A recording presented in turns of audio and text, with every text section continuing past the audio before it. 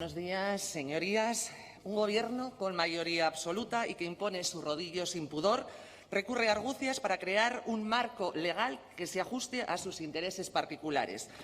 Pese a haber tenido tiempo más que de sobra, pese a conocer desde hace muchos meses sus limitaciones para imponer determinadas restricciones, recurre a la fórmula de la proposición de ley para acortar plazos y, lo que es aún peor, para evitar informes que podrían ser contrarios a sus pretensiones.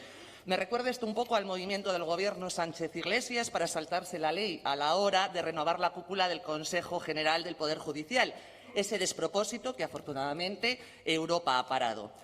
Había tiempo de sobra para tramitar un proyecto de ley, pero en lugar de hacerlo así, cuando se trata de algo tan importante como sentar las bases para limitar los derechos fundamentales de las personas, se opta por la proposición de ley. Y se preguntarán, ¿por qué lo hacen? Pues muy sencillo, para colarnos por la puerta de atrás restricciones e imposiciones que además están demostrándose absolutamente inútiles.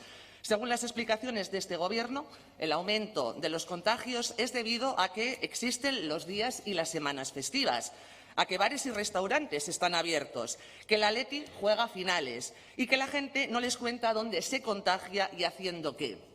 Pero vayamos al origen de la proposición que promete ser ley. Para empezar, es consecuencia de una mentira, una más de un PSOE liderado por alguien que no conoce el significado de la palabra verdad, que hace poco menos de un año anunció la tramitación de una ley nacional que aportaría seguridad jurídica a las comunidades autónomas y al propio Gobierno de España para poder gestionar la pandemia, para mantener el estado de excepción encubierto que imponen con la excusa del estado de alarma. Anuncio propagandístico para en un año no hacer absolutamente nada. ¿Y a qué se debe tanta urgencia este indisimulado intento de evitar informes como el de la Comisión Asesora Jurídica o el de los propios letrados de la Cámara sobre la aplicabilidad de la ley? La explicación es conocida, que jueces del Tribunal Superior de Justicia del País Vasco, no uno, sino tres, afearon a principios de año la actitud del gabinete Urkullu al decretar el cierre de bares y restaurantes sin informe alguno que avalara tal decisión, que certificara la relación inequívoca de dicha actividad con la aceleración de los contagios. No es que el Gobierno vasco carezca de respaldo jurídico, es que pretende hacer sin rendir cuentas a nadie, sin justificar nada, evitando cualquier tipo de control. Por cierto, seguimos esperando los informes en los que el Gobierno vasco basó el cierre de la hostelería. Me detengo solo un minuto en el artículo 14 de esta proposición de ley, en el punto 3. Ese que pretende hacer de la vacunación no una opción voluntaria, sino una obligación. Y si alguien decide no vacunarse, el Gobierno pretende impedirle el desempeño de tareas o la imposición de restricciones personales. Casi nada. ¿Hasta dónde llega su arrogancia? Con esta ley, señores del Gobierno, vulneran la reserva de la Ley Orgánica 3/1986 conforme al artículo 81 de la Constitución. Vulneran el artículo 116 de la Constitución y de la Ley Orgánica 4/1981 del 1 de junio de los estados de alarma, excepción y sitio. Vulneran las competencias estatales previstas en los artículos 149.1, primera, 16ª y 18ª de la Constitución y particularmente vulneran las competencias del artículo 14.3 cuando prevé la exigencia de vacunación en contra del acuerdo sobre la estrategia de vacunación aprobado por el Consejo Interterritorial del Sistema Nacional de Salud el 28 de enero del 2021.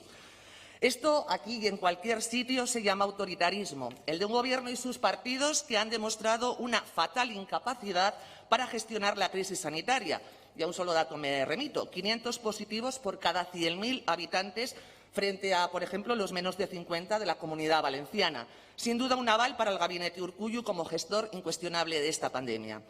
Ustedes lo saben, pero por si acaso se lo recuerdo. Vox defiende aquí y en el Congreso de los Diputados un plan nacional de gestión de una crisis que va más allá de las fronteras nacionales, muchísimo más allá de las ficticias fronteras de las comunidades autónomas, esas que ahora permanecen cerradas, aun siendo irreales y, por supuesto, innecesarias. Vox reivindica la devolución de competencias en materia sanitaria al Gobierno de la Nación para una gestión nacional de la pandemia, esa que por intereses personales ha renunciado el presidente Sánchez y de la que no quiere ni oír hablar el señor Urkullu. Habrá que ver en qué queda todo esto, pero el recurso ante el Tribunal Constitucional parece que será necesario para impedir que este Gobierno se arrogue competencias que no le corresponden, para evitar que nos impongan lo que no pueden imponernos, para impedir que hagan a su antojo sin vigilancia, sin control y sin rendir cuentas. En definitiva, para defender la libertad y los derechos de la sociedad vasca. Por eso nuestro voto será un no rotundo. Señora presidenta, creo que no tengo la voz muy alta, por eso el señor Rico no se ha dirigido a mí, pero yo sí me voy a dirigir a él. Pero voy a empezar diciendo que me pregunto ¿qué se dicen ustedes cuando están reunidos? ¿Cómo explica el señor Rico el desdén y la total falta de palabra de su jefe, el señor Sánchez? Porque supongo que ambos saben, señor Rico y señor Tellería, que estamos aquí en parte porque no ha avanzado ni un palmo hacia aquella prometida ley para dotar a las autonomías de herramientas legales para gestionar la pandemia. Ni una coma se ha escrito. En la bancada socialista seguro que saben por qué. Acusa a la oposición, muy graciosamente, de estrategia política. ¿Y lo suyo qué es, señor Rico? ¿Me lo quiere explicar? Creo que lo suyo es siempre estrategia política, desde el principio hasta el final. Por otro lado, el PNV obsesionado desde el primer día con la soberanía y el autogobierno, también de una pandemia que lo desborda, que le supera, que es nacional y global, repito, y que ha demostrado no tener capacidad para mejorar. Nos llevamos a hablar de paraguas legal y de esta forma evitamos la palabra clave, que es hacer el bien, porque el Tribunal Superior de Justicia del País Vasco no frenó sus pretensiones por considerar que no tiene competencias, sino porque habían hecho las cosas mal, sin informes, porque sí.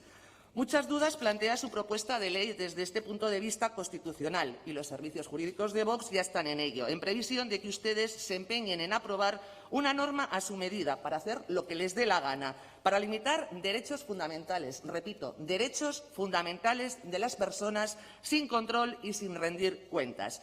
Y resumo, esta proposición de ley apesta a inconstitucional, como son contrarias a la Constitución las pretensiones del señor Lehendakari. Su rodillo ya está preparado. Imponen una tramitación de urgencia de una proposición de ley que debería ser proyecto. Estamos preparados por si fuera necesaria, repito, la intervención de instancias judiciales. Su único objetivo es liberar al Gobierno vasco del necesario control judicial al que debe someterse.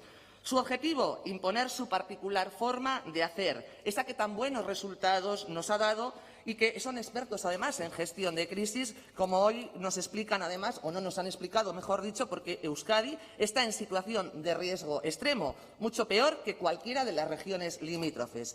Esta proposición es consecuencia del desdén del Gobierno español y de una decisión judicial que nada ha gustado a un ejecutivo, el vasco, que además ha demostrado una fatal incompetencia e incapacidad para gestionar esta crisis sanitaria, económica y social.